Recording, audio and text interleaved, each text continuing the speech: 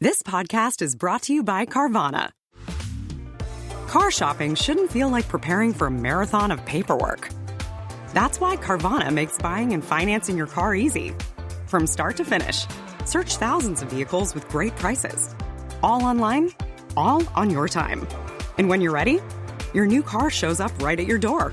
It doesn't get better than that. Buy your car the easy way.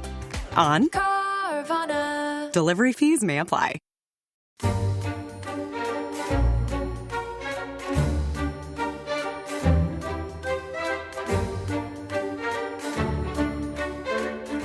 Hello and welcome to The Rest is History with me, Dominic Sandbrook, and my friend Tom Holland. Hello. We've come to the subject of Holland. The Netherlands. Yeah, we're going to do the whole thing in Dutch accents. I'm sure everybody will find that enormously amusing. So anyway, yes, Tom, you are very keen on the Netherlands, not merely because you're called Holland, I think, but because you genuinely... Yeah, that's part of it. You like the history, don't you, of the Dutch Republic? And I do. And actually, the book that got me interested in it, I'm sure like so many people, is Simon Sharma's The Embarrassment of Riches, which was his first great book, came out late 80s. I think I read it at university. Yeah. Brilliant portrait of the Dutch Republic in its golden age. Mm-hmm. And I've read and reread it. And I always remember there's a particular sequence about the significance of housework. Right. To the Dutch in their golden age. Such a glamorous subject, Tom. It is a glamorous. Well, it's a very, very interesting subject. I think I know that you disagree about this, don't you? You're skeptical, but the subject of today's Dutch-themed episode is the Maid of Holland, the Hollandse Maagd. I hope that my pronunciation there was right.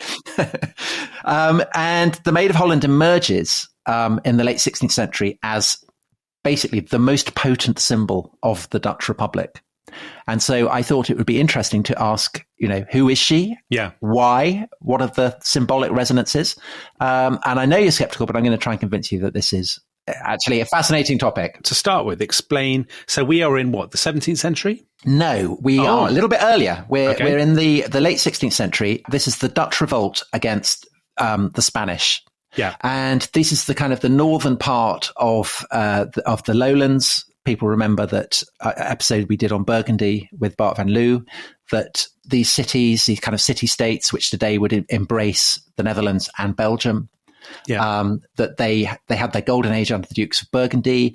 They then become part of the Habsburg inheritance. And so in the 1560s, the northern part of the Netherlands, what will become the Dutch Republic, is becoming ever more Protestant, and specifically Calvinist.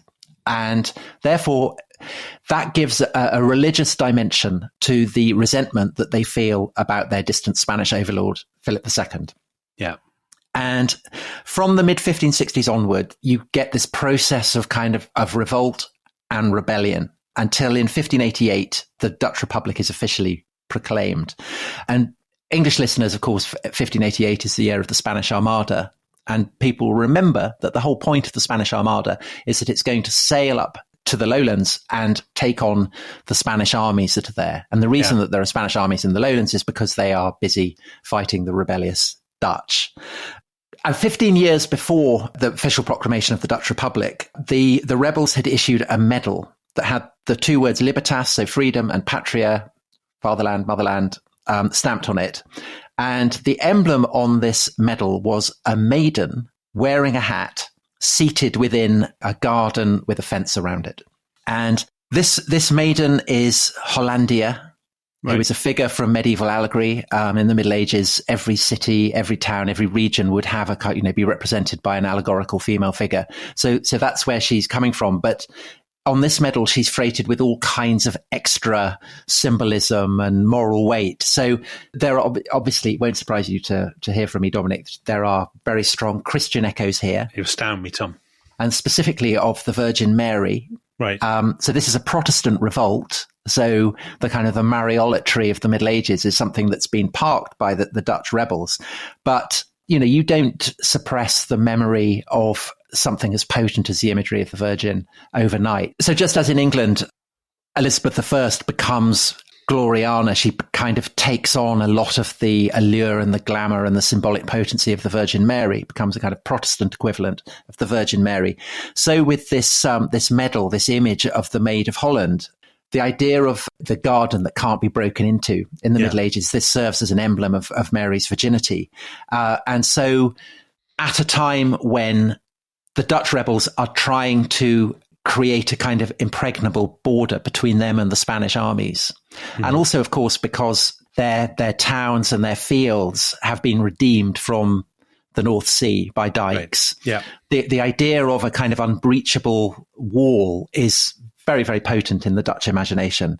And what you see in the early years of the Dutch Revolt is that as they it's kind of iconoclastic approach to churches and cathedrals, and stained glass window will be destroyed. When they repair them, often the Maid of Holland replaces the Virgin in the iconography of these stained glass windows. Oh, that's interesting. Yeah. Thank you, Dominic. Thank you. So it is interesting. I'm chalking that up as a victory. So there's that kind of Christian angle, but then there's also a classical angle. So in antiquity, the hat, it's actually a kind of Phrygian hat, is the emblem of freedom that is given to slaves. So that's why French revolutionaries wear Phrygian hats. The hat that the maid is wearing is a kind of, it's a more kind of typical hat, but it's serving as an image of liberty. And in due course, actually the rebels will start minting medals that just show the hat. So the hat becomes a kind of, a totem of Dutch liberty. But of course, the other very, very celebrated, symbolically freighted female virgin is Minerva, Athena, the goddess of wisdom, who's also a warrior. Yeah, famous for her helmet. Tom, famous for her helmet. Yeah, yes, absolutely. And the idea of the Maid of Holland as a kind of Athena figure, a Minerva figure, enables the people who are kind of manufacturing this image to allude to real life examples of women who display their heroism and their virtue by defying the Spanish. And there's one person in particular who is a kind of absolute totem of Dutch heroism, who's a woman in Haarlem. She's a wood merchant by the name of Kenau Simmensdochter Hasselaar. Very good. If I've pronounced that right. Superb. And in 1573, the Spanish have put Haarlem under siege. They've destroyed the walls. And again, again and again, the significance of walls, of dikes, of barriers, so important to the Dutch rebels. And so the people of Haarlem, they work tirelessly night and day to try and repair the breaches. And Kenau is the woman who becomes the emblem of this repair work. She never stops. She's absolutely indefatigable. And over the course of the years and then the decades that follow, stories told about her become ever kind of more implausible. So it's said that she develops the necklace. You remember the necklace in South Africa? It's kind of burning rubber tires that get thrown over neck. So this is what she's doing. She's throwing wreaths of tar over the necks of the Spanish soldiers. This is her signature. Yeah, her signature way of killing them. By the 17th century, you're getting prints showing her as a full-blown warrior. She's holding a pike. She has a sword. She has a pistol. So actually the comparison is Joan of Arc, surely. I mean, that's the obvious antecedent, isn't it? Kind of, except that Kenau is actually, she's not a maid. So she's a middle-aged woman. She's kind of 40. Right. And there's a painting of her in the Rijksmuseum where she's painted without any kind of hint of idealization. She's the kind of woman you would see, in a shop or whatever. But she's got all her weapons, and I think it's the contrast between the fact that she looks like an absolutely conventional, ordinary, middle-aged woman, and the fact that she's kind of bristling with pistols and all kinds of things. Yeah. And it has this inscription: "See here a woman called Kenau, brave as a man, who in that time gallantly fought the Spanish tyrant." So this is hurrah. Yeah. And by the 19th century, the stories are being told that she's leading a band of 300 female warriors. So again, a kind of classical echo perhaps of the Spartans at Thermopylae. And there are other stories too of women defying the Spaniards. And basically the Maid of Holland is reminding the Dutch of this tradition of heroic women. And it's reflective of the fact that women as well as men are valorized, are seen as being heroic by the people who commemorate the glory days of the revolt against the Spanish. But I think there is something much more interesting going on as well. Okay. So the idea that, you know, of warrior maidens, I mean, you mentioned Joan of Arc. I mean, this is a kind of tradition. It's an unusual tradition, but it's not an unheard of tradition. Yeah. But I think there is something about the Maid of Holland that is absolutely distinctive, completely distinctive, and so interesting about the character of the Dutch Republic and of its civilization in the Golden Age. And I think we should take a break here. And then when I come back, we will. When you come back? No, when we come back. I'm coming back too. Yeah, sorry. Did I just say me? You said when I come back. Okay. Well, I'm so in the zone, Dominic, that I'm afraid I blanked you out. When we come back, we will explore what it is that makes the figure of the Maid of Holland so culturally distinctive. Jolly good. This episode is brought to you by Rocket Money. Tom, we often talk about how to organise our finances. I'm very conscious that I'm paying for a lot of mad subscriptions. And there's one thing that we've talked about often on this show. It's the thing that we probably hate more than any other, and it's a hidden fee. I would love to get my finances under control. There are all these things piling up on our bank statements, and I think I need to fix this problem. I need to sort this out and to stop this. I mean, my finances are so chaotic that I need this app. So I'll tell you what it is. It's called Rocket Money. It's a personal finance app that helps find and cancel your unwanted subscriptions. It monitors your spending and it helps to lower your bills so that you can grow your savings. With Rocket Money, you can track all of your subscriptions and you can easily cancel within the app with just a few taps, saving you time, avoiding charges. And you can also set budgets and goals and get personalized insights and regular reports to track how you're doing. They will even send you real-time alerts for large transactions, upcoming bills, refunds, and even low balances. So let Rocket Money help you reach your financial goals faster. Join at rocketmoney.com/ishistory. That's rocketmoney.com/ishistory. rocketmoney.com/ishistory.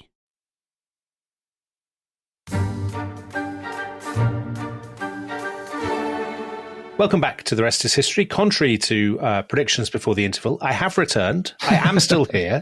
I am listening to Tom's wonderful discourse about the Maid of Holland. So, Tom, there's been an interesting sort of contradiction in the first half because you said you were going to be talking about housework, but actually you're talking about pistol work. Yes, I have been talking about pistols and guns, and you're absolutely right. Well spotted. So we are now going to start exploring the dimension of housework. Oh, so now we're getting to the really interesting bit. So the problem with podcasts, of course, is that if you want to talk about visual things, there has to be very detailed descriptions. But you defy that. So I'm going to defy that. So I want to talk about, it's an allegory on the deceitfulness of Spain and the liberty and prosperity of the Dutch Republic, which was an image on a pamphlet that was issued in 1615. I'm looking it up live. This is very exciting. So what you get. I see it, yeah. You get the Maid of Holland. There she is. She's sat in her walled and fertile and prosperous garden. Over her are the arms of the various provinces of the Dutch Republic and of the House of Orange, which will give in due course a king in the form of William III to Britain. There are two Dutch men who are busy tending the garden, making all the kind of the tulips and so on grow. And at the gate, you have a Dutch lion, the emblem of Holland, yes, guarding the gate. And outside it, you have the Spanish army and you have a hostile leopard. Yes. And the inscription, "See the leopard's nature that is not to be trusted." So the leopard is emblematic. Spain and popery and everything bad. But there's also another note, which is, "Note the wisdom of renowned Dutch housekeeping." Oh, yes. And so that is the two men. I don't know how to pronounce that. Huishoeven or something like that, is it?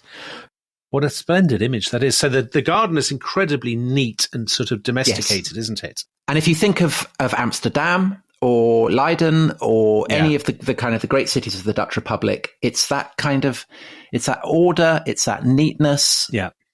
And that is what is being symbolically represented with a pyramid in the within center, the garden. Interestingly. You can't go wrong with a pyramid. So note the wisdom of renowned Dutch housekeeping. What does housekeeping mean? Well, there are various levels. So there is the making of houses, of gardens, of cities, because, the Netherlands is redeemed from mud. It was all kind of mud and bog and water. Yeah. And so, the walls of the gardens are basically the dikes that keep the sea at bay. But there's also, of course, the sense of housekeeping that stereotypically women do. And again, it's about mud. It's about keeping the filth at bay. And it's the way in which, for the Dutch, the house and the cleanliness of the house becomes emblematic of what their republic is all about. So Simon Sharma, in The Embarrassment of Riches, he quotes from a household manual that's called The Experienced and Knowledgeable Dutch Householder, and it overtly compares the weekly routine of housekeeping to the rituals that you might get in a church. So it has a sacral quality, Dominic. A sacral Very good. quality. I like a sacral quality. So to quote Sharma, the steps in front of the house, the path leading to the house, if any, and the front hall were all to be washed every weekday early in the morning. On Wednesdays, the entire house was to be gone over. Monday and Tuesday afternoons were devoted to dusting and polishing reception rooms and bedrooms. Thursdays were scrubbing and scouring days, and Fridays were assigned to the unenviable job of cleaning the kitchen and cellar. Obviously, you also have to do the laundry. You have to keep the dishes washed. You have to sweep the cobwebs. You have to scrub the steps, but not just the steps. You also have to scrub the paving stones that extend beyond the steps and beyond the house. Right. So that's also kind of part of the remit. That's your sort of civic duty, right? It's your civic participation. Absolutely your civic duty. And people therefore can tell if you have a slatternly household. Yeah. If the housewife of the household is sluttish. If she is failing to keep the paving stones in front of the house clean, then the house inside must be dirty. Tom, you said that with the relish of a UKIP MEP. Not at all. It's the relish of a good Dutch 17th century Calvinist, because the thing is that to us this actually seems quite normal. The idea of cleanliness. Yeah, we talked about this in the context of the Royal Navy. In the late 18th and 19th century, that they obsessively clean because they have come to realize that this is what keeps germs at bay. But in the 17th century, the idea that you keep not just your house clean, but you keep the streets clean seems to visitors to the Dutch Republic the absolute height of, kind of insane. They find it weird. Yeah. And so English visitors who go there, they find it very, very peculiar that you can't spit. If you go into a house, and you don't take your shoes off, the maid will come and basically kind of rough you up and pull your shoes off by force and put your feet into a pair of slippers. So one English traveller describes the Dutch as perfect slaves to cleanliness. They see it as being very, very peculiar. And for the Dutch, this is a totem of what makes them distinctive. So when they portray the Maid of Holland, they may sometimes show her with a spear, but they will also just as probably show her with a mop, because the wall around the garden is the same as the wall around a house and the wall around the Dutch Republic. And that idea of keeping something intact, keeping it clean, keeping it ordered, it operates right the way from the individual household, right the way to the whole fabric of the Republic. And essentially what is being cleaned is the dirt of foreign intervention, of popery, of laziness, and therefore the cleanliness of a house becomes emblematic of the way that the Dutch have been chosen by God for a kind of providential role in his plan.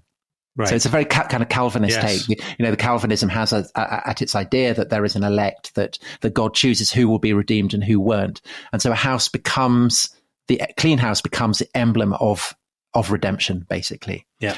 And so what's amazing is that the whole Dutch revolt, this whole incredible heroic story, which does, as you pointed out, feature women with cutlasses and pistols and all that kind of stuff, but it's also cast as a great project of housekeeping, of cleaning and sweeping and polishing and scrubbing. Yeah. And this is operating on all kinds of different dimensions. So it's obviously very, very patriotic. And Dominic, I know that you love a Dutch admiral, don't you? You're obsessed with sea battles in the 1650s and 1660s. When we were doing the Battle of Trafalgar, I couldn't keep you off it. So you will remember, you will remember Admiral Martin Tromp. Do you remember him? Big fan of him? Crazy name, crazy guy. Yeah. So he was a famous Dutch admiral who was very successful at fighting the English. And he fixed a broom to the bowsprit of his flagship. And the idea was that he would Sweep the English off the channel. Well, we know how that worked out. But it's amazing. It's amazing. It's incredible. This is the emblem of housework, martial housework, Yeah, nautical housework. I mean, you can't imagine Nelson doing that. No, definitely. Not. And of course, it's Protestant. Yeah, because you are, sweeping away all the flummery and the ornamentation of Catholic churches and replacing it with the whitewashed sobriety of a Calvinist church. I was thinking about the churches. So they are. I mean, that's what strikes you when you go into a Calvinist church, right? It's spacious, it's light, it's very clean, it's rigorously, meticulously maintained. There are no sort of dusty, cobwebby corners with gilt kind of effigies or something. No. So therefore, cleanliness and housework is seen as very Protestant. And further way in which that is the case is that for Calvinists, to know that you are redeemed, to know that you are one of the elect, you have to look into your soul and kind of cleanse it of every speck of dirt. Right. Yeah. Because if those specks of dirt are starting to accumulate, then you have to fear for the future of your immortal soul. And so basically the responsible housewife is being cast as the archetype of the good Calvinist. Yeah. She is her scrubbing of a step, her polishing of a candlestick is to be equated to the cleansing of a soul. And so, there's a lot of misogyny in Dutch culture in the 17th century, as there is in all cultures at this time. But cleaning women are invariably portrayed in positive light. Right. A woman who is keeping a house clean is emblematic of everything that is good. And I think that, so Sharma's, the brilliant case that he makes in The Embarrassment of Riches, he says the struggle between worldliness and homeliness was but another variation on the classic Dutch counterpoint between materialism and morality. So it's this idea that on the one hand, Dutch culture in the 17th century is precociously materialist. This is where capitalism is being stress tested for the first time. You have merchants who are kind of going out beyond the enclosing wall of the Dutch Republic, out into the world, off to the Indies, whatever, bringing back spices and enabling individual households in, say, Amsterdam or Leiden or whatever, to become rich in a way that individual households had never been rich before. This is the first great bourgeois state, if you want to put it like that. But this obviously spells danger because wealth can be corrupting. But if you clean it, if you scrub it, then you are keeping that risk at bay. So the idea that you can simultaneously be rich and virtuous requires this idealization of housework. Yeah. And that's why in Dutch art in this period, famously, it's so domestic. There's a lot of emphasis on domesticity. Still and lifes, all that sort of stuff. All that kind of stuff. So you see a lot of paintings of women doing housework, of, maids around the laundry chest, lots of pictures of women checking their children's hair for nits. And, this is kind of material for art that would be unthinkable in previous places and in previous ages. And I think it makes the Dutch Republic such a kind of fascinating civilization, and a civilization that is kind of at the head of everything that modernity will be. It's patriotic, domesticated. It's all about privacy, individualism. Yeah, because if you think about it, the English are coming over and they're kind of dirty and smelly and spitting, and they got their dirty boots. But basically what the Dutch are doing in the 17th century is what the British will do in the 19th century with their idealization of the home. Very similar ways that it's, the British Empire will be profiting from the riches that are being brought in from the outside world, just as the Dutch do in the 17th century. And likewise, a way of kind of domesticating this is to make a fetish of housework, of house cleaning, of the feminine character of the house. So I think it is. I hope I've convinced you that you have convinced me. I mean, the idea of the Dutch maid is still. So I googled Dutch maid earlier. And so this is like when you had your laptop on the when I was watching Adam Curtis's program about Russia in the 1990s. Yeah. So what comes up with Dutch maid? I haven't actually. Well, what comes up with Dutch maid? You'll be pleased to hear is not a kind of erotic niche. It is. It's a sort of the brand, particularly in America, actually, Tom. The images of Dutch maids are pretty. They recur again and again.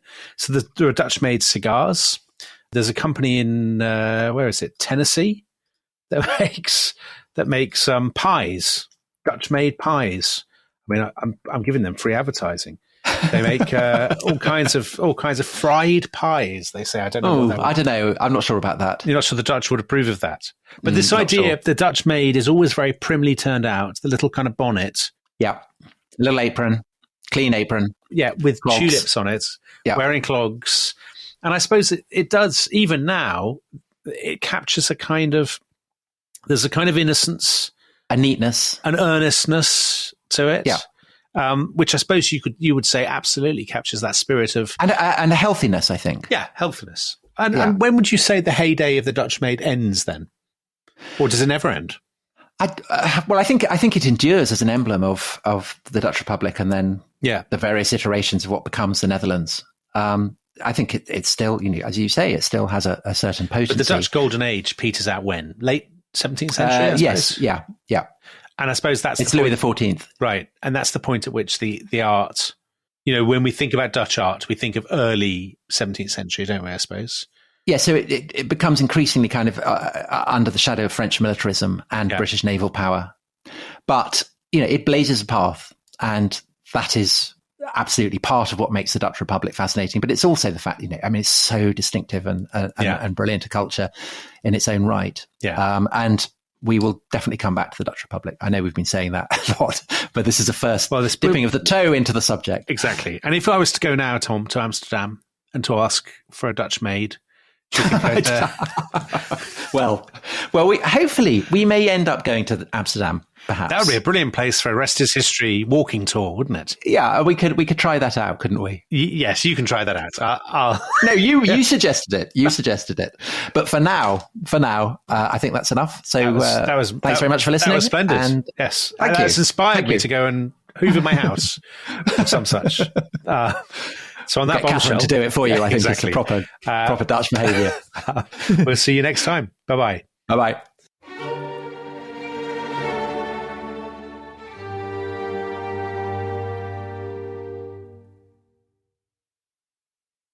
Thanks for listening to The Rest is History.